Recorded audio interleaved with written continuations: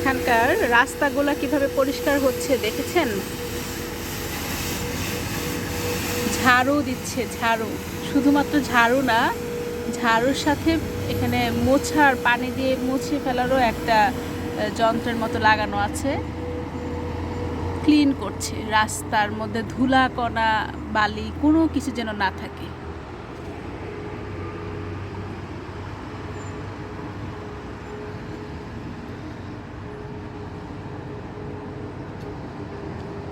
আর এই যে এখন রাস্তা পার হচ্ছে, ইনি হচ্ছে শরীফ।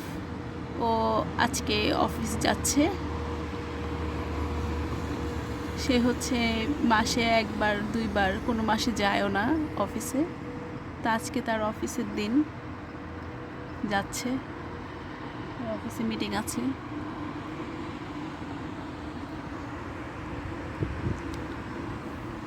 এই যে আমার বাসার নিচে সারি সারি গাড়ি, সারি সারি গাড়ি।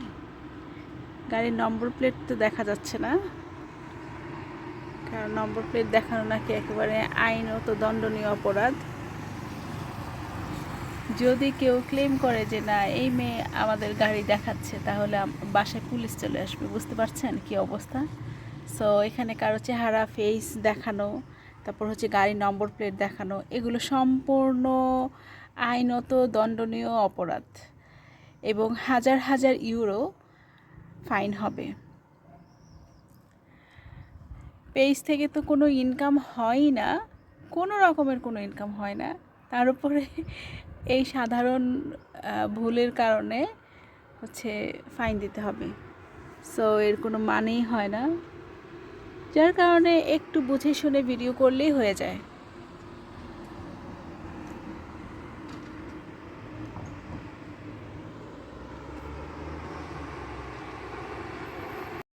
এই যে দেখেন, এই যে লোকটা, উনি কিন্তু একদম যে ইটের ফাঁকে ফাঁকে যে ধুলাবালিগুলো থাকে সেইগুলো ক্লিন করছে, একটা কণাও যেন না থাকে। এবং দেয়ালে আশেপাশে ধুলাবালি, কাগজের টুকরা যা যা আছে সমস্ত কিছু তিনি পরিষ্কার করছেন। তাহলে এই দেশটা কেন পরিষ্কার পরিচ্ছন্ন থাকবে না?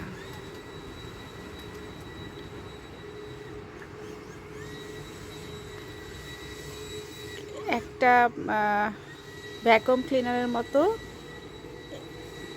তীব্র বাতাসের মধ্য দিয়ে উনি এগুলো সব ক্লিন করছে।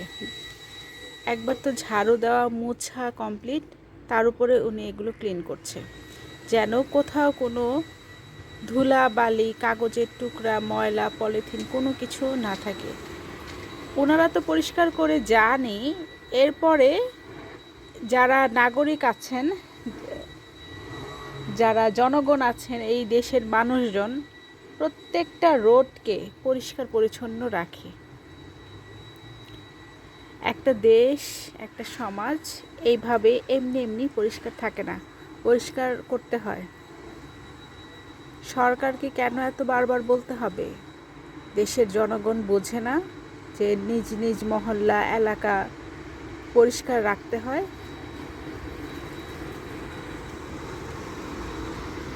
বাংলাদেশের মানুষজন বোঝে না। বাংলাদেশ ছাড়া অন্য সব দেশের মানুষজন বুঝতে পারে। বাংলাদেশের মানুষজন ছোট বেবি তো, তারা এই জন্য বোঝে না।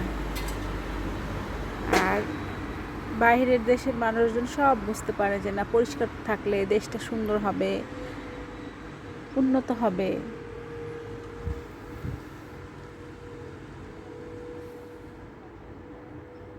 পুরো রোড ক্লিন করে ফেললো 5 মিনিটের মধ্যে।